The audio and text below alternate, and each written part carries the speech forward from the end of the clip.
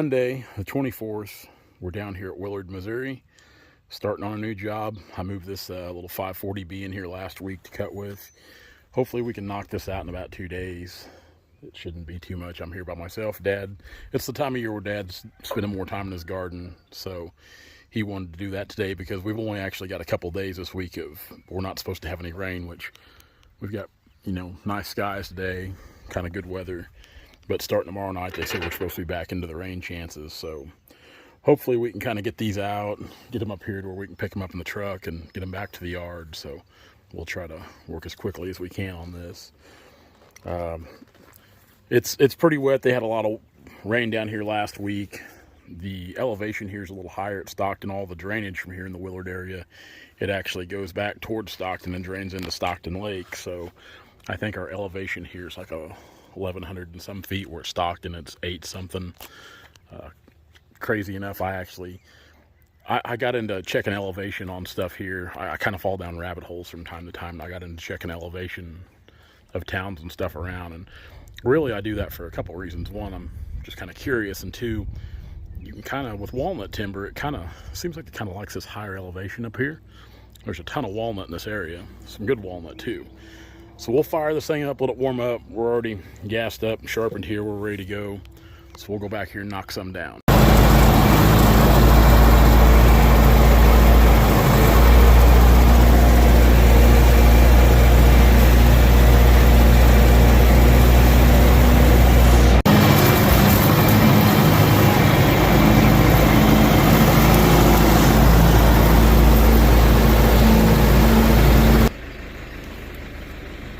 Got a few down already over here right on the north property line.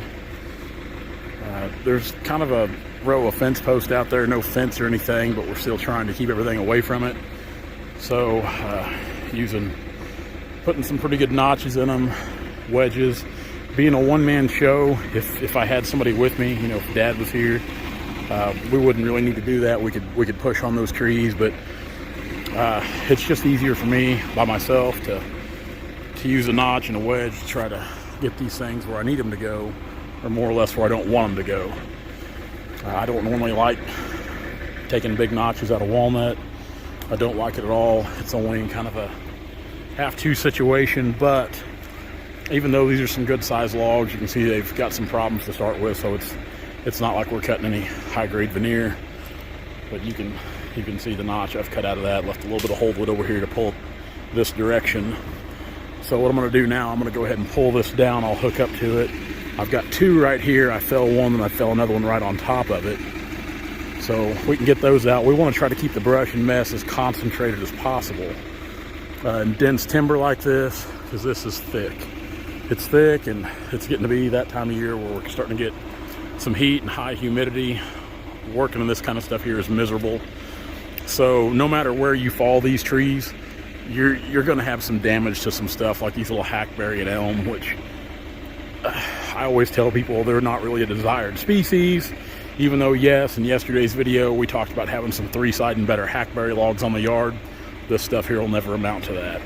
This stuff here is just more invasive, where you've got some good oak and you've got a good young stand of walnut growing like behind us. Really the best thing to do is try to go in here and eliminate your hackberry, your elm, your hedge, perennial rose, sawbriars. There's a plethora of just junk growing in this timber stand. So we'll go ahead and hook up, drag out, and we'll see if we can take a turn up to the deck and get a deck started.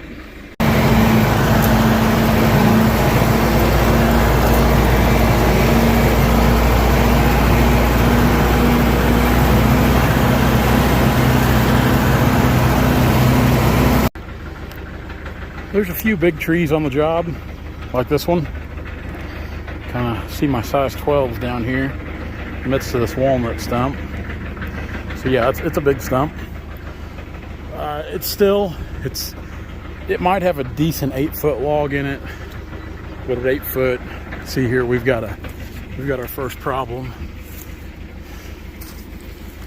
So it's really got a better second cut in it than it does a butt cut. That second cut will be a good, probably at least a 12 foot there. Really could go 14, but we're really on the good logs.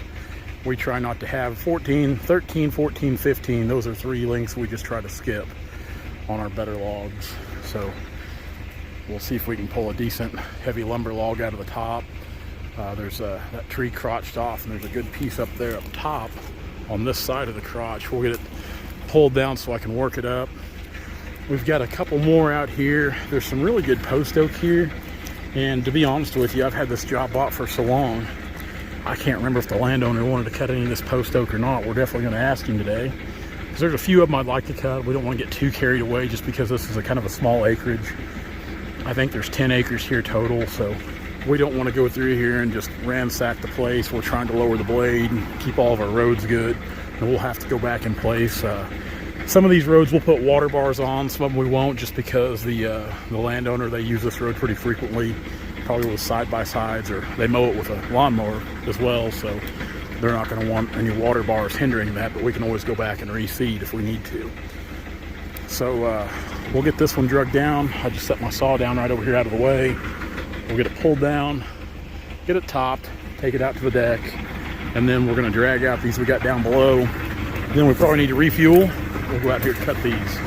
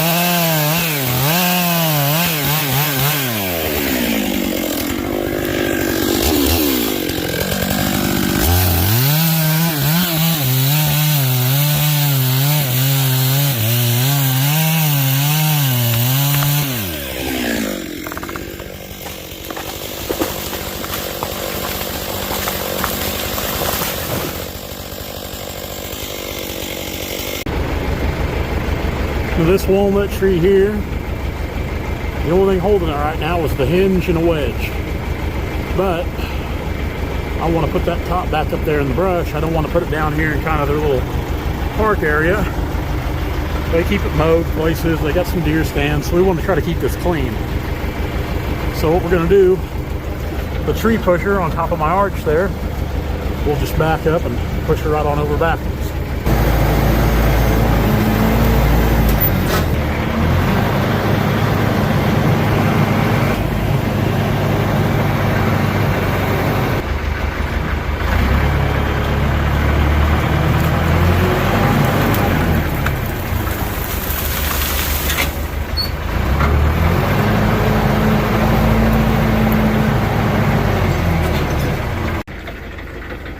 Right up in here where we wanted it. Like I said, I just put my wedge back here to kind of hold the tree up.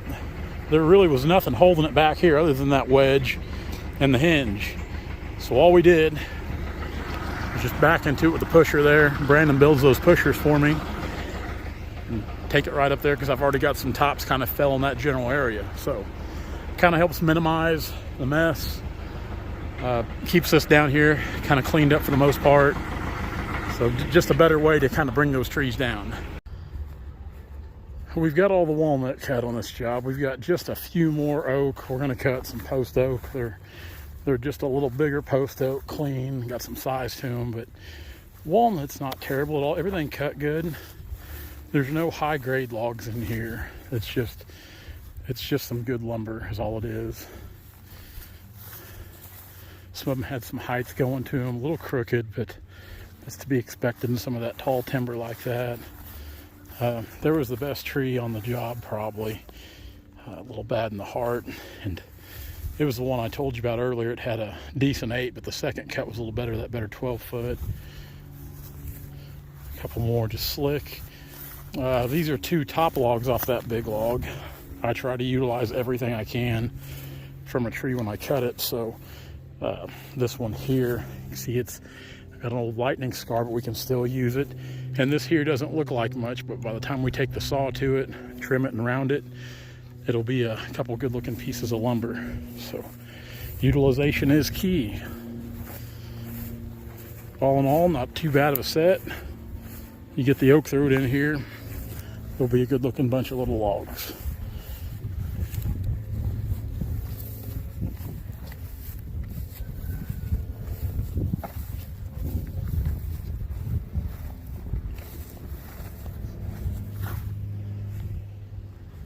Hey guys, if you like what you see, be sure to like, comment, and subscribe to our channel for all of our latest videos.